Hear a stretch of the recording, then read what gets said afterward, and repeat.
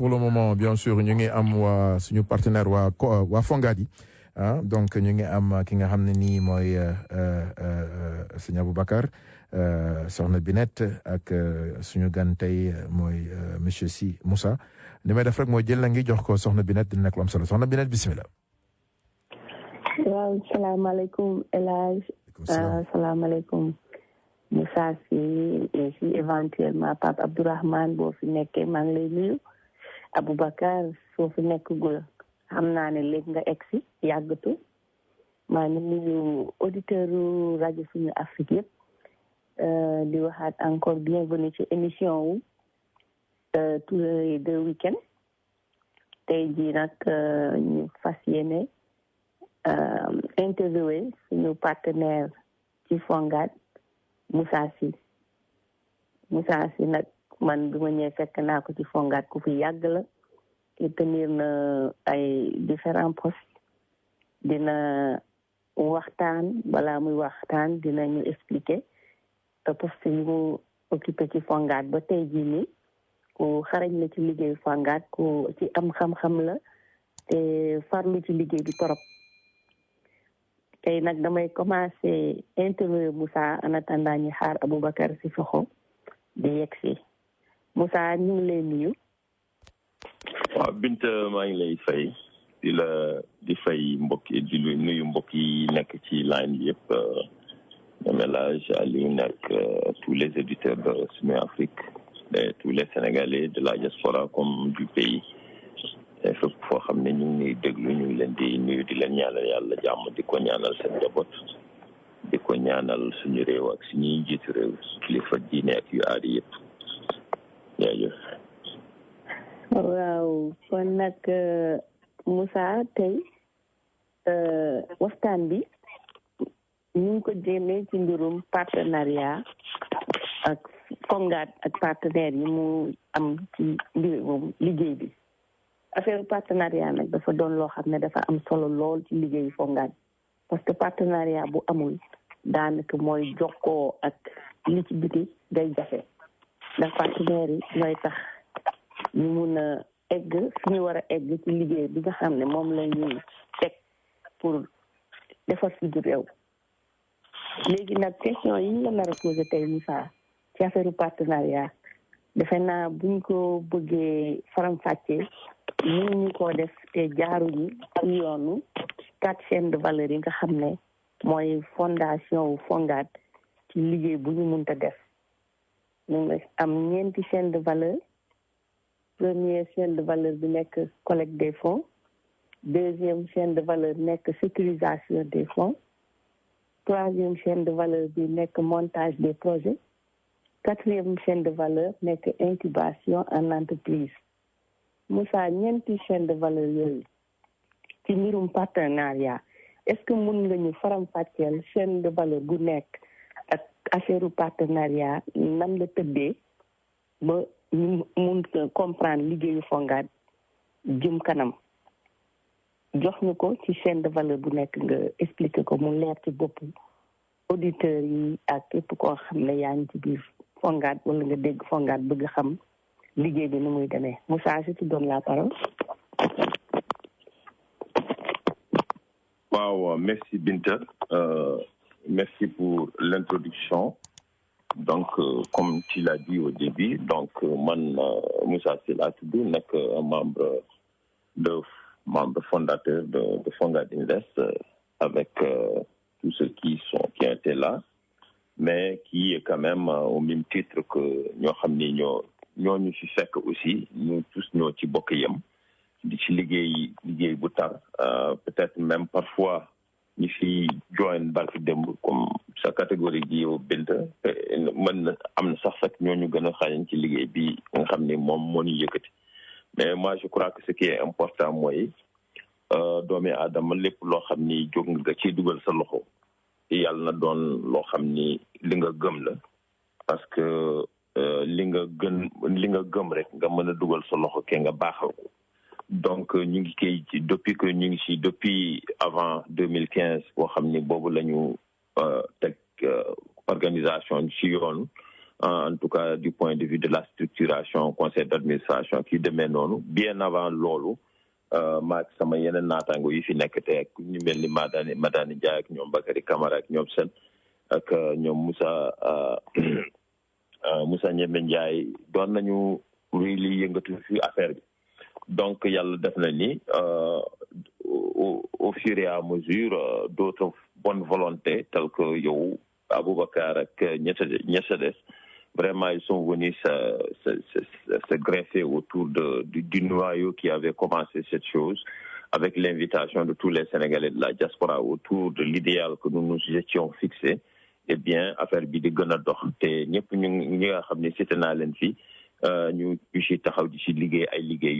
yu am solo tey jii boo déggee ñu am ne des chaînes de valeur parce que parfois aussi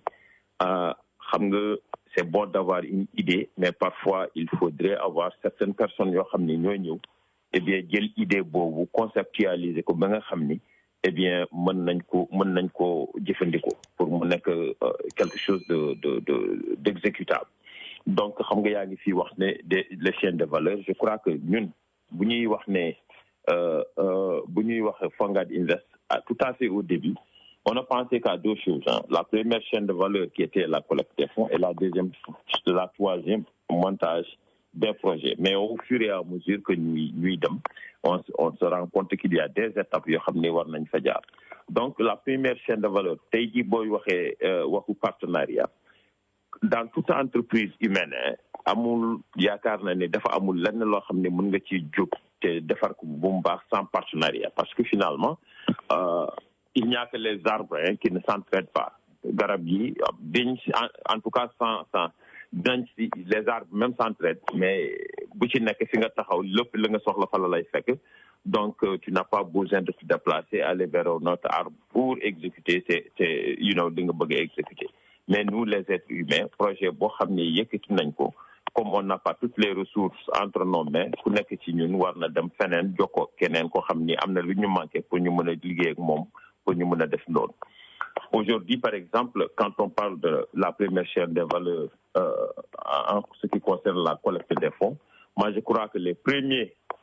partenaires, ce sont les Sénégalais de la diaspora yoo xam ni ñoom ñooy indi seen xaalis di ko dugal ci mbir mi parce que c'est à eux que nous nous adressions en premier lieu pour que ñu ñëw participer d'une manière ou d'une autre, en tout cas au moins que chacun ku ci nekk jënd tuuti un coupon d'investissement qui nous permettrait peut-être de générer assez de fonds que nous allons utiliser pour en tout cas use comme leverage pour nous mener à lever des fonds sur le marché public, ce qui nous amènera sur une autre chaîne de valeur après. Mais dans cette chaîne de valeur-là, je crois que notre premier partenaire, c'est vraiment la banque. Tout à fait au début, nous avons eu d'abord comme partenaire la Banque de l'Habitat. Dans la vie d'une organisation, les choses changent. Donc, nous avons quitté la Banque de l'Habitat pour aller vers une autre banque. Eh bien, nous avons quitté celle-là pour arriver à la LBA, avec laquelle aujourd'hui, nous sommes en train de travailler d'une manière vraiment transparente. En tout cas, et puis ñu ngi lay dimbal boo xam ne wax dëgg yàlla bu am solo la parce que c'est une organisation en tout cas de l'État mais qui est vraiment orientée vers en tout cas le développement agricole nga xam ne c'est la première chose sur laquelle nous voulons nous intéresser. Donc il va de soi que nous nous tournions vers cette banque-là aujourd'hui pour que ñu ñuy dimbale. Donc, cette collecte de fonds étant en place, maintenant, c'est certain, c'est le concept, il est en place. Nous n'avons pas dit, parce que nous ne sommes pas fixés une somme, en tout cas, à laquelle nous allons dire que voilà, la collecte est déjà faite. Elle est complète, elle n'est jamais complète, parce que tant qu'il y aura des Sénégalais qui veulent investir, en tout cas, ils sont les bienvenus, même si, en tout cas, dans chaque exercice, il y a un total un certain nombre de coupons d'action qui sont mis sur le marché. Donc, après cela, il y a la sécurisation des fonds. Parce que quand on collecte cet argent-là, eh bien, il faut le sécuriser. Parce que finalement, c'est aussi faire une petite historique, parce que les Sénégalais de la diaspora la plupart du temps dugg nañ ci ay affaires nga xam ni dañ leen laaj nañu génnee seen xaalis joxe ko sans pour autant avoir les garanties que xaalis bi ñuy joxe suba dina fa nekk te kenn du ko jëfandikoo ci ay yoon yoo xam ni du yoon yoo xam ni yu jaar yoon la. Donc nous avons pensé que la première chose en tout cas qu'il fallait que nous fassions c'est de sécuriser en tout cas les collectes que nous avons en tout cas récupérées des Sénégalais comme que pour que nous puissions en tout cas rendre des comptes propres au niveau à chacun d'entre nos investisseurs. Donc dans cette collecte des fonds-là, l'idée de la carte diaspora est née. Elle est née tout simplement parce que finalement nous avons pensé que la meilleure manière en tout cas de sécuriser l'argent, c'est d'utiliser des moyens digitaux pour en tout cas sécuriser l'argent. Non seulement quand aujourd'hui Binta yow mi di liggéey qui est vice-président chargé des ventes tey ji bu nit jëndee une action yow doo gis xaalis bi bon la personne elle t'envoie comme bout de papier ou bien un message électronique pour te dire que j'ai acheté tant. Vous échangez des informations, cet argent va directement à la banque où elle est déposée. En tout cas, si c'est aux États-Unis, vers la Bank of America, cet argent qui va ensuite être transféré en cas de besoin au niveau du Sénégal dans notre compte la LBA. Donc, maintenant, pour vraiment éliminer certaines de ces étapes, en tout cas, ils vont à la banque, une action, ils t'envoient un reçu, un like, un tour, un phone number, un email parfois. Jusqu'à aujourd'hui, nous avons un certain nombre d'investisseurs qui sont non identifiés parce que finalement, nous nous rendons compte que nous avons de l'argent dans nos comptes, mais ces personnes qui ont investi ne sont pas identifiées de manière vraiment qui nous permettrait de savoir qui ils sont, où ils sont. Donc, la carte diaspora va nous permettre en tout cas de résoudre ce problème en cela que si aujourd'hui un investisseur a sa carte diaspora, nous avons une plateforme monétique sur laquelle la personne peut aller s'inscrire et à partir de là, acheter ses propres actions, etc., etc. Donc tout cet argent-là sera sécurisé. Maintenant, ça nous amène vers un deuxième partenaire qui est Sewa Industries. Qui est aujourd'hui la prime. Oui. Oui, jéemal dugal affaire bi en wolof plus possible. Oh, ok, ngeen baal ma de. Waaw, habitude bi à la au travail. Donc loolu moo ñu yóbbu ci suñu deuxième partenaire ba nga xam ni moom Sewa Carte Industrie la tudd. Sewa Carte Industrie et moom moo nekk organisation en tout cas qui investit dans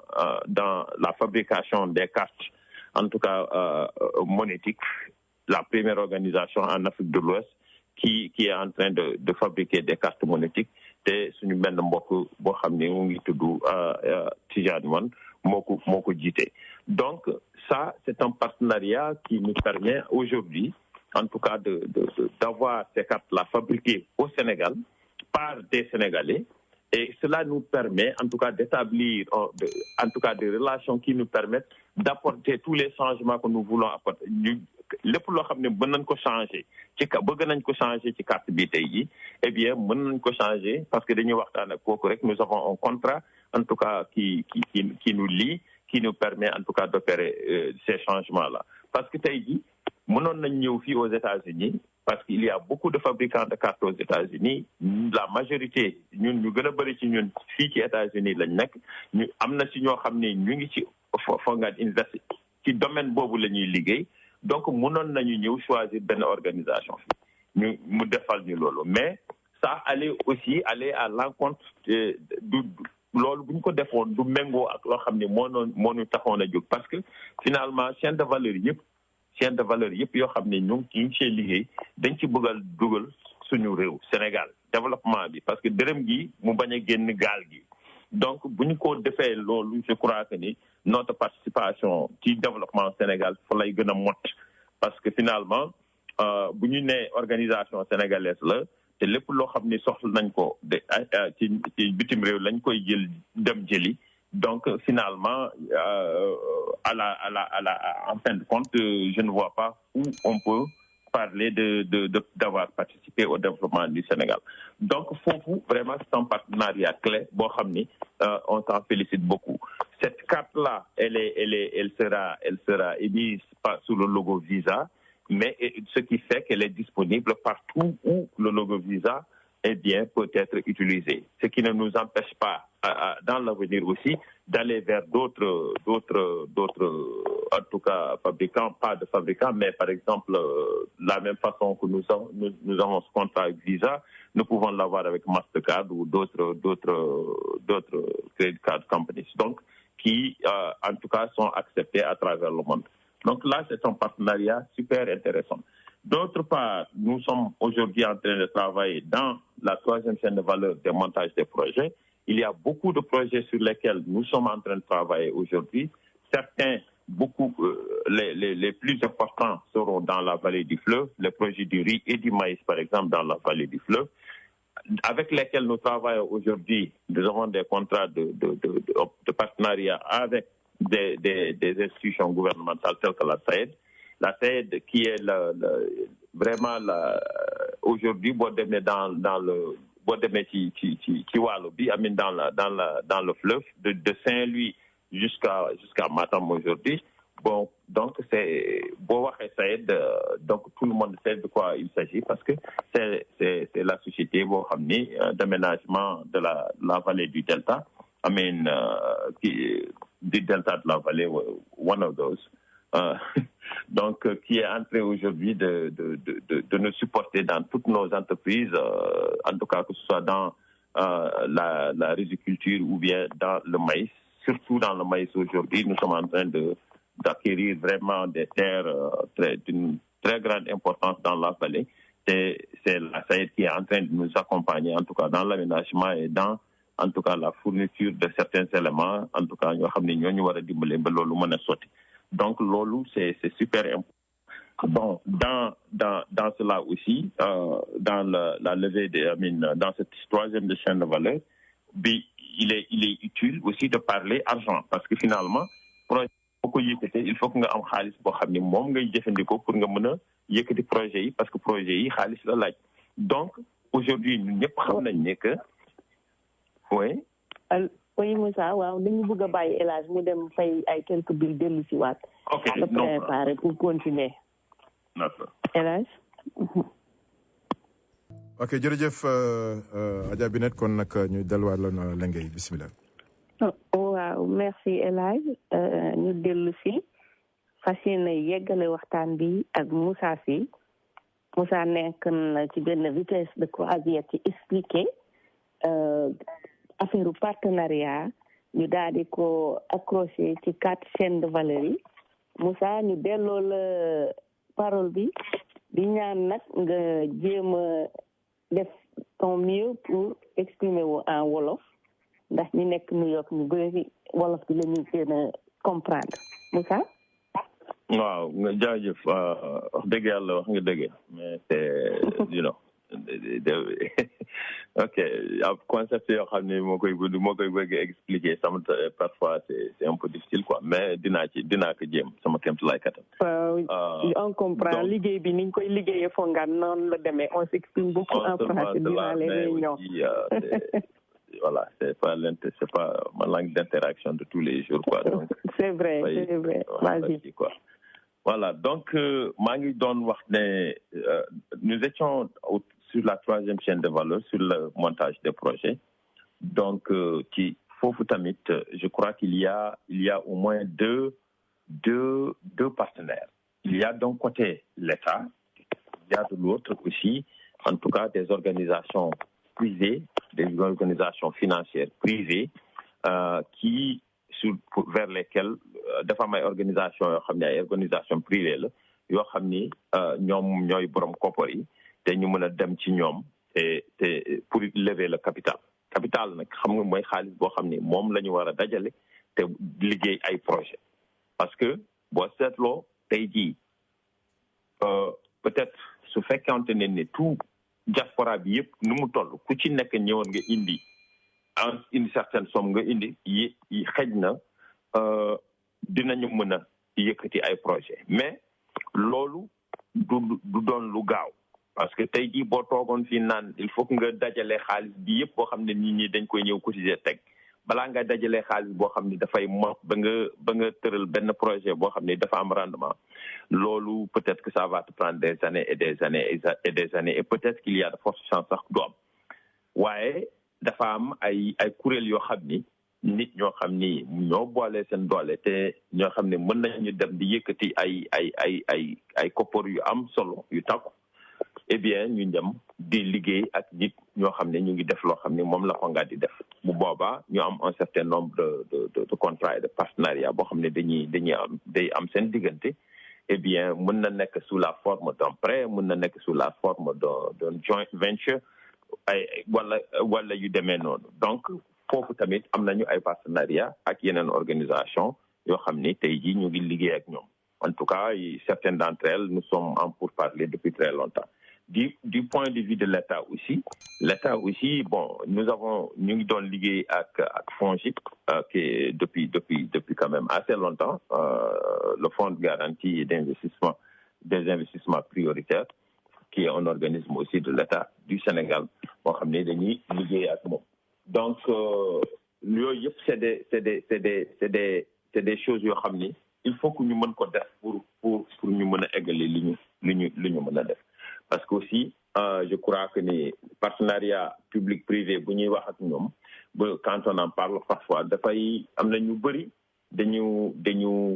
yëkkati seen baat di wax naan ko voilà ñun ay privé lañu war ñu liggéey ak état bi war ñu liggéey ak ñii wala ak ñële mais man li may wax toujours partenariat tey jii mënuñu wax développement tey jii yëkkati dara ci réew mi ñu bëgg ko eggalee en termes de développement économique te fekk ñun waxuñu ak état bi liggéeyuñu ak état bi et je dis bien l'État parce que l'État c'est différent aussi d'un parti politique ou bien d'un l'État c'est notre État boo xam ni qui est pour tous les Sénégalais et puis qui a un plan de développement économique boo xam ni mën ko tëral te lépp loo xam ni mën koy def tey état bi ci boppam mënu ko eggale moom kenn ba tey jii nii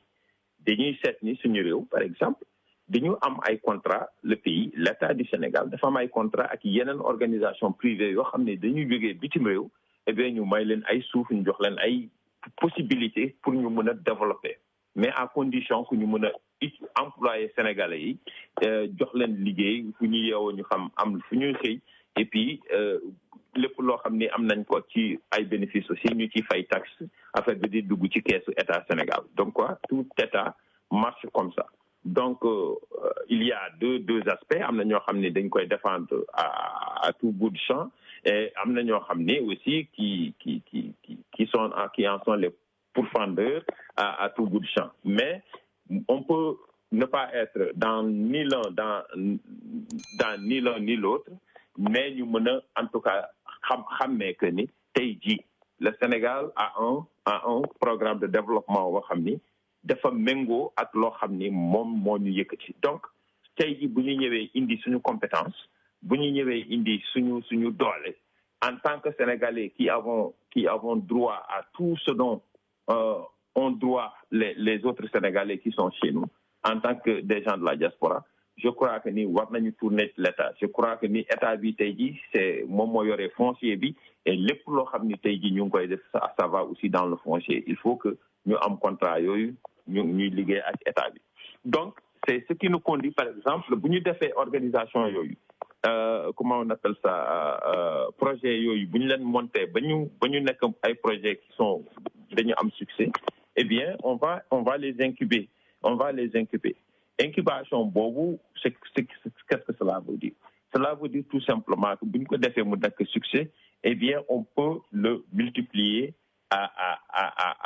ad nauseam aujourd'hui dans ce même cadre-là aujourd'hui nous sommes en train de travailler ñu ngi liggéey ak beneen organisation de l'État boo xam ni yeneen du beneen rek mais yeneen par exemple l'ADE-PME ñu ngi liggéey ak moom par exemple aujourd'hui les Sénégalais de la diaspora ñoo xam ne dañu am ay seen projet bopp ñun duñu financer projet yi mais dañu am ay projets yoo xam ne mais dañuy dem ci ADE-PME eh bien pour ñu soutenir leen à travers le FONGAD. Déjà nous avons des cas qui sont en application en ce moment fi may wax ni yéen nii loolu am na. Nous sommes en pourparlers aussi avec le FES, le fonds d'appui à l'investissement pour les Sénégalais de l'extérieur. Bon, je crois que en FONGAD Invest, le gouvernement du Sénégal trouve un cadre institutionnel boo xam ni mën na ci déployer en tout cas loo xam ni moom la bëggoon FES doon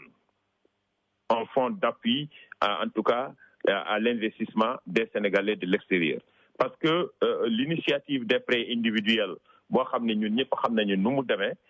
dafa fees dafa yëkkati si xaalis bu bëri ñu lebal ko nit ñi mais la plupart de cet argent-là n'a pas été remboursé, ce qui a constitué un frein à l'extension de ces prêts-là à d'autres de nos compatriotes. Donc, je crois qu'aujourd'hui, organisation bu mel ni FONGAD Invest, qui est un cadre institutionnel, eh bien, permettra à l'État d'assumer ses fonctions régaliennes, en tout cas en atteignant tous les Sénégalais. Parce que tey jii bu État bi ñëwee dugal loxoom ci loo xam ne ñu ngi koy def, non seulement il va aider ces gens-là, parce que si toutefois aujourd'hui tous les Sénégalais de la diaspora sont intéressés par venir rejoindre FONGAD Invest, tey jii lépp loo xam ne def nañ ko ñoom dinañ ci bénéficier au lieu d'aller de faire du piecemeal. Comme pëli li ñuy wax lab fooy tund moom lab bu nekk ak garabam donc loolu je crois que du loo xam ni c'est une manière efficiente de procéder. Man defe naa ni aujourd'hui pour résumer la question des partenariats est une question incontournable parce que def di loo xam ni tey ji mënuñu def dara ci Sénégal gi te amuñu ay partenariats avec les Sénégalais. Par exemple, il y a même des partenariats que nous sommes en train de lier aujourd'hui avec des Sénégalais yoo xam ne ñoom dañu am seen business. Par exemple, l'association des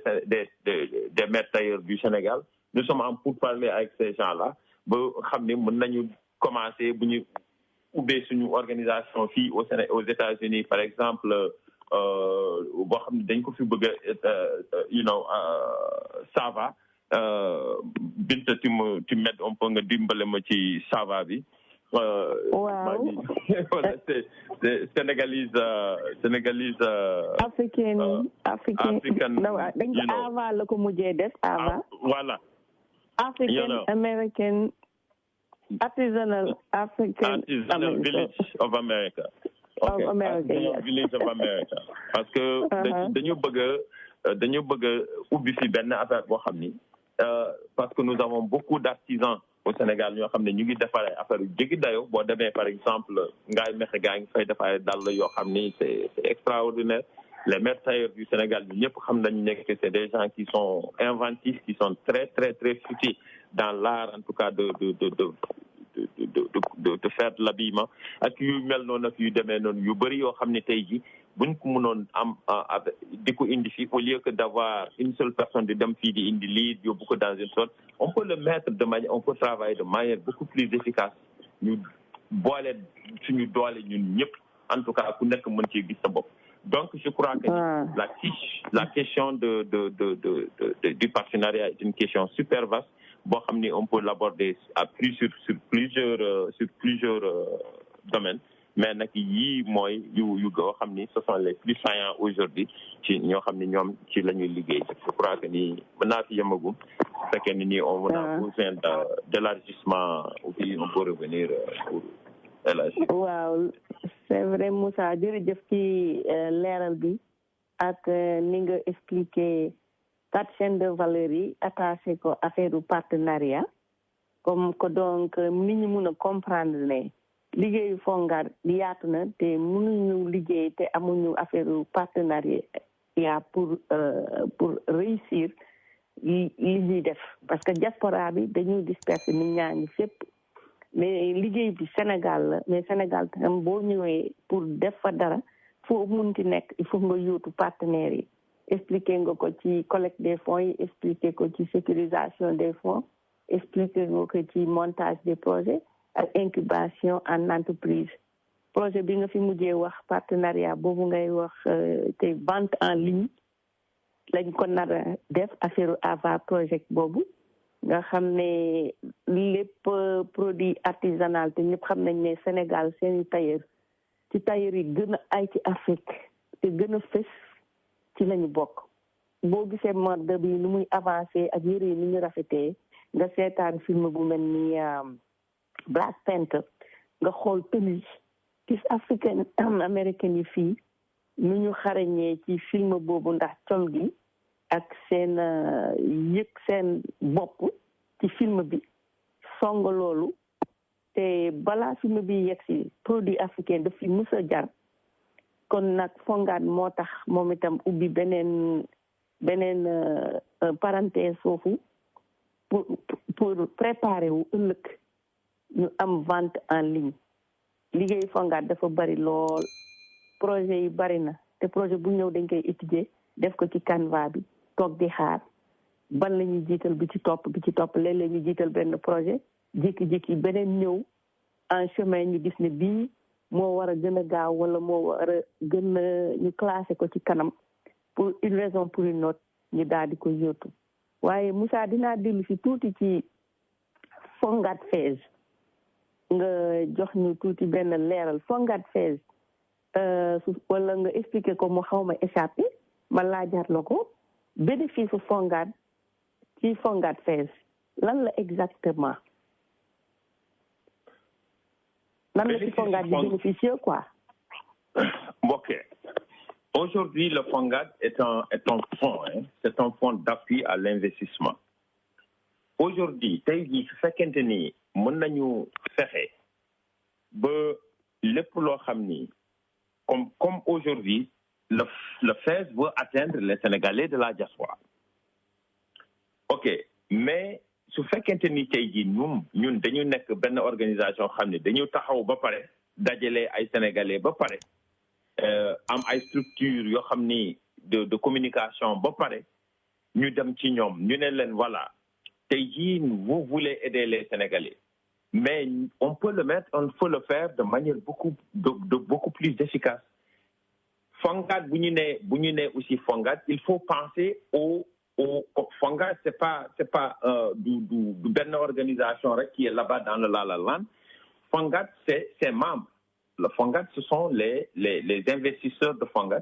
qui sont des Sénégalais et qui sont des Sénégalais de l'extérieur. Là pour la plupart en tout cas.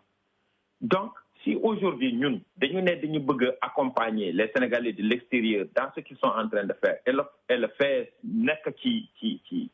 dans la même mouvance tey jii ñoom mën nañ leen dimbale mën nañ ñu dimbale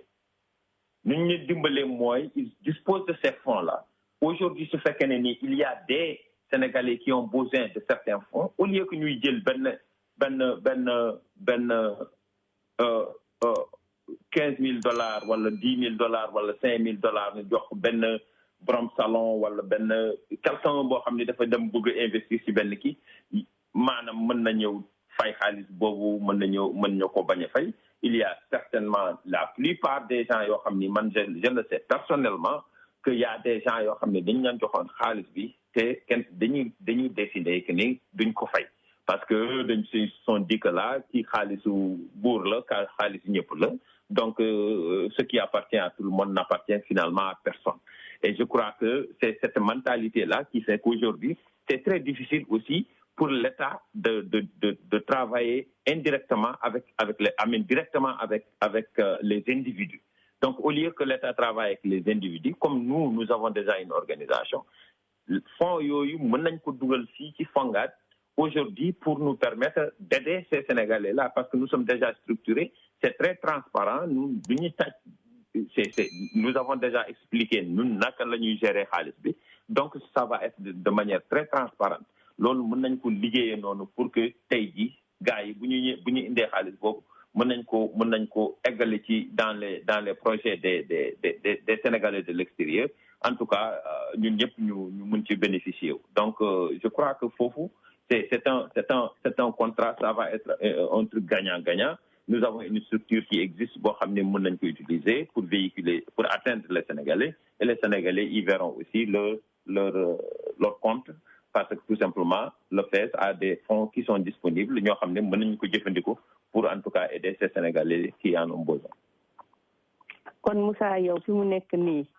da nga laal benn point bu important boo xam ne mu ngi indiwaat ci mbirum carte diaspora, parce que liggéey organisation boo gis bu fekkee ne dafa structuré wu comme Fongad dina jàppale ci lu bari, parce que loolu moo ñu manqué woon lu ñu diaspora bi ak suñu dëkk. dafa am benn vide bu nekk entre Sénégal ak diaspora bi, dafa mel ni ndox nekk ci diggante Sénégal ak diaspora bi. léegi Fongad ñu war a nekk benn pont boo xam ne moom mooy traversé loo diaspora bi ñu egg ci Sénégal ci mbirum seen xaalis ñu ngi koy dugalee ci dëkk ba, parce que structure la ñu amul woon ak outil de travail bi nga xam ne mooy sécuriser dalal xelu nit ñi, ñu am traçabilité, ñu éviter détournement de fonds ak ñu éviter fraude ak blanchiment d'argent. C'est-à-dire li ñu teg dafay ñëw ak carte diaspora éliminer lu bari ba pare dalal xelu nit ñi loolu moo leen sonaloon ma ñàkk xel mu dal ci liggéey bi ñuy def ci Sénégal bu ñu indee xaalis, parce que dañ daan dem par individu, amuñu structure, amuñu police boo xam ne mooy gérer xaalis boobu, amuñu police boo xam ne mooy auditer li ñuy def. Donc carte diaspora bi mooy carte bi nga xam ne bi ba koy tuddee carte xel mu dal. Carte xel mu dal maanaam problème yu sew yu ñu am yëpp virtualité bi ñu nar a liggéeyee dokkalante xaalis ñu wàcc ko, amatul kii laa jox sama xaalis lekk na ko, amatul fii laa ko dugaloon réer na. kon loolu lu am solo la, moo tax carte diaspora bi liggéey biñ ciy def boobu ba léegi ñu bari naan yéex na man dama naan toujours yéex te sotti moo gën gaaw te yàqu. moo gën a gaaw parce que liñ ci xamul woon bari na. waaw ma ne ko moo gën a gaaw ci yàqu. nga may ma rek beneen ba dem ak benn aaja ak sëñ Moussa. waaw ñu ñëwaat rapidement. incha allah. voilà Binette kon bisimilah on a 12 minutes bisimilah. waaw kon fi ma bàyyee woon mooy fi ma naan yéexte sotti moo gën gaaw te yàqu, mais terewul il faut que ma remercier suñu investisseurs yi côté boobu, ndaxte vraiment ils ont été très patients li ñu leen di expliquer. mais liggéey bi surtout affaire mbirum carte diaspora bi jàngat daf ci bëri,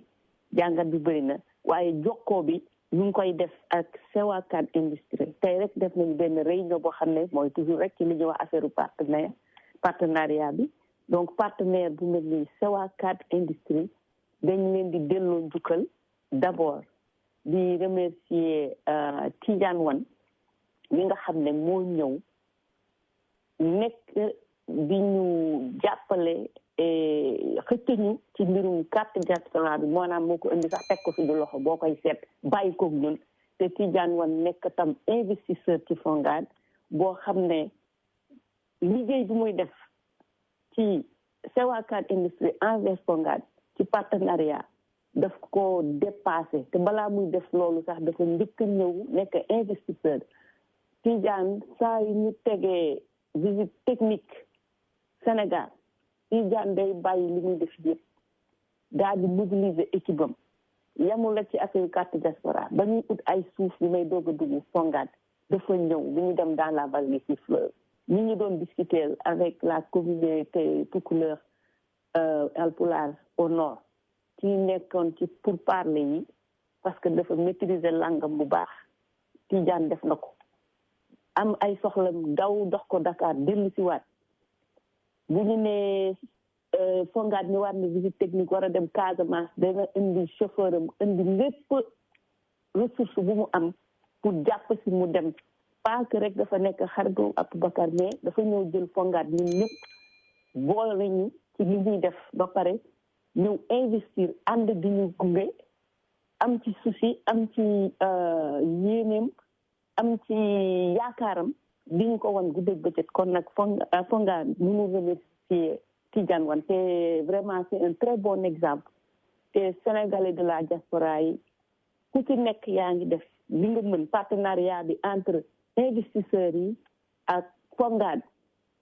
dafa dëgër parce que nit ñi ni ñu xoolee yow El Hadj bi ñu ubbee émission bi ba léegi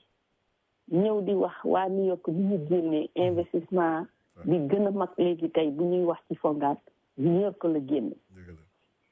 suñu investisseur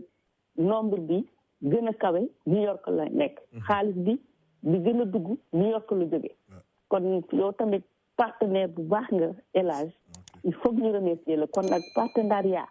mooy liy defar partenariat bi mooy ay pont la yu bëri yoo xam ne dafa mel ni échangeurs yi ñu nekkee ci autoroute bu ñuy jógee bii ñuy jóge fële ñuy jaar ni ñuy jaar ne le ku nekk def li ngay def kon bu yàggee liggéey bi résultat bu baax lay indi carte diaspora nekk na li nga xam ne bu ñuy wax partenariat feeñ na fa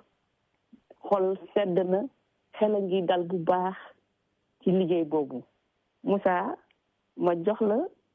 nga sànni ci sa kàddu ci mbirum carte diaspora bi fiñ ci toll ak fiñ ci jëm ak ñu mu naree jàppale Fonguad ci liggéey bi ñuy def Moussa. waaw d'abord maa ngi lay remercier comme tu l'as dit hein, je vais me joindre à toi bokk ci vraiment di remercier suñu mbokk yooyu ñoom El Hadj Maliou xam ni ñu ngi taxaw vraiment jox ñu plateforme boo xam ni su fekkee ne dañ ko doon fay vraiment je crois que ni ça nous aurait coûté très très cher parce que il n'y a rien de plus cher en tout cas que d'utiliser une plage horaire pendant 1 heure de temps nga xam ni nga toog ci di wax te wax dëgg yàlla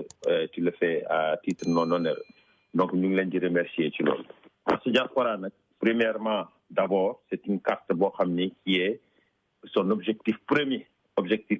mooy sécuriser l'investissement des Sénégalais. C'est d'abord et avant tout cela. Léegi nag l'ayant fait de cette nature, on a constaté aussi que les partenariats que nous sommes en train de lier, il faut que ñu dugal ci ay services. Donc dañuy delluwaat un peu dans les partenariats parce que tey jii am na ay services yoo xam ni Sénégalais de la diaspora yi soxla nañ ko. Ils sont dans bëgg nañu immobilier, ils bëgg nañu yu bëri yoo xam ni tey jii ñu ngi koy bëgg a def mais te ñuy jaarale seen bopp par leur propre moyen. Si aujourd'hui am nañu one stop shop vraiment loolu la ñu bëgg a def que la carte diaspora aujourd'hui serve aux Sénégalais de l'extérieur comme un one stop shop lépp loo xam ni c'est-à-dire que nous sommes en train d'identifier les besoins des Sénégalais de l'extérieur et puis nous introduisons ces services-là dans la carte diaspora. Tey jii au-delà de sa première fonction de sécurisation des fonds, en tout cas la deuxième fonction c'est une fonction de service. Par exemple l'immobilier ak yu demee noonu l'assurance immobilier assurance, ce qui aujourd'hui nous sommes en contact avec des agences immobilières, nous sommes en contact avec des compagnies d'assurance yoo xam ni nous avons des contrats avec eux pour en tout cas offrir des services aux Sénégalais de l'extérieur. Donc je crois que ni tey jii su fekkente ni def nañu loolu aujourd'hui, je crois que nous allons nous installer dans une ère en tout cas électronique parce que finalement bu ñu demee ba suñu projet yëpp sotti tey jii les Sénégalais de la diaspora mën na utiliser carte de diaspora bi en tout cas pour jox xaalis boo xam ni mu ngi ko yónnee à sa famille au Sénégal pour acheter les denrées yoo xam ni moom lay nourrir sa famille au Sénégal, etc., sans quitter le confort de son appartement à New York, à Atlanta ou à Dallas. Donc moi je crois que loolu c'est quelque chose de super important loo xam ne li bon on en parle comme tu l'as dit, mais comme on l'a dit, on est en train de mûrir ces choses-là. Ce n'est pas loo xam ne dañ koy xëy def ko. Il faut que nga defar charpente bi mu taxaw dëgër comme ça loo ci mën a teg affaire bi mën a yàgg. C'est la raison pour laquelle eh bien aujourd'hui les choses sont en train de traîner, mais au mois de décembre, Inch'Allah, nous nous attendons à ce que tout se décante et que vraiment la carte soit opérationnelle. Tey jii nii am na yoo xam ni des gens yoo xam ni qui sont validés sur la plateforme lépp lu ñu xaar moo ko mbir mi démarrer pour ñu mën a exécuter en tout cas leur achat de coupons ak yu demee noonu. Donc on a fait un progrès extraordinaire avec les banques avec lesquelles nous sommes en rapport, parce que tout simplement nous avons besoin en tout cas d'institutions financières yoo xam ni qui peuvent accéder en tout cas aux agréments de la BCEAO. Nous ne pouvons pas le faire, donc il faudrait qu'une jaar ci banque yooyu pour ñu mën a sécuriser la carte. Donc ce qui a été fait, cette même banque qui est entrée en contact avec Visa ak ñooñu yëpp. Donc je crois que ni tey jii su fekkee ne ni loolu yëpp sotti na wax dëgg yàlla lépp loo xam ni on avait comme vision en tout cas dans le développement du Sénégal à travers l'organisation de ces fils qui sont à l'étranger, loolu mën nañ ko commencer di ko exécuter en tout cas pour on peut changer en tout cas le paradigme boo xam ni moom lañu dëkkoon en tout cas mu doon suñu njëriñ ñun ñëpp. Man c'est que vision boobu la foog ne moom la ñu am en tant qu'organisation, mais aussi avec les outils comme la carte diaspora yoo xam ne ñu ngi koy jëfandikoo pour mën a eggale loolu. waaw merci Moussa, ñu am benn 4 minutes ma war ci sànniwaat tuuti rek ci mbirum carte diaspora SEWACAD ak FONGAD, parce que li ma si neex mooy liggéey boobu ñun jëluñu rek carte diaspora bi mais SEWACAD yaay defar carte bi demal nga defar boo pare nga indi jox ñu ñun dañ ci nekk guddi ak bëccëg. Chaque àllarba am nañu réunion ci suba ak waa SEWACAD Industrie. Réunion boobu buñ ko defee chaque mercredi matin à 7h du matin. Le soir ngoon si dirigé par Cheikh Tidiane Niang bu ñu jëlee ci waxtaan ak waa SEWACAD dañ koy ñëw indi ci groupe bi nga xam ne mooy liggéey ci carte diaspora ñu rendre compte. Léegi à notre niveau ñun groupe bi tamit dañuy liggéey suñu biir lan la ñuy jëlee fële li ma si neex mooy li ñuy def plateforme bi dañuy tester plateforme bi parce que balaa investisseurs yi ñëw di inscrire dañu bëgg a xam ni erreur yi nga xam ne yépp plateforme bi bu investisseur bi jéemee registre mu am erreur wala mu am problème ñu dañ ko identifier. Donc ñun ñoo nekkoon les investisseurs dugg seen dàll comme on dit put ourselves into their shoes daal di ko testé ku nekk génne erreur ne man bii erreur laa gis ñu wëlbatu ko waat dem waat SEWACAD bu ñu amee réunion ne leen lii ak lii moo am bind ko ci groupe bi ñooñu gis ko identifier lépp dellu si ci ñun wax ni nii nga koy defee lii ngay éviter ba ni sànni ay 12 investisseurs ak waa membre CA bi ñu ànd daal di def benn groupe di testé ba ñëpp di souscrire boo gisee nga am succès mooy registre nga. Donc loolu étape bu am solo la jéggi nañ ko léegi mbir mu sotti ñu génne carte bi ñëpp mën a dugg registre seen bopp te gëm naa ne bu ñu duggee foofu élage dolli ma bi dina bari parce que nit ñi jënd taxaw di xaar dolli ma bi dina am doole ci jamono boobu suñu liggéey maak yow dina yóbbu torop parce que ñun man ak élage loolu moo ñu tax a jóg génne diaspora bi ñu jënd ñu ne jëndaat leen mais génn carte bi dafa am solo kon nag élage 2 minutes ci des ma daal di la delloo yow tam nga sànni sa grain de sel ñu doogu mën a tëj tey émission bi gërëm la Binet bu baax a baax gërëm Aboubacar mais surtout nag gërëm suñu frère Moussa si ci leer yi nga xam ne leeral na ko yëpp li am solo daal mooy que ne man ba léegi nit ñaa ngi may oo buñ ma ooyee ma jox la ko maa ngi gis ne tamit chaque fois bu nit jëndee muy ku nekk New York wala fu mu nekk état yi vraiment ngeen welcome ko ci groupe bi loolu foog naa lu am solo la donc dañ leen di gërëm yéen waa FONGAD du mën a sax yéen ñun waa FONGAD parce que FONGAD ku ci bokk ku ci bokkul bokk nga ci parce que lépp loo xam ne da FONGAD da koy liggéey mooy pour nu Sénégal jëmee kanam nu Afrique jëmee kanam nu diaspora bi jëmee kanam donc ku ci gis sa bopp ku gis sa bopp yaa ngi ci biir donc xam naa dañuy def noonu rek Binet ba beneen yoon incha allah di leen gërëm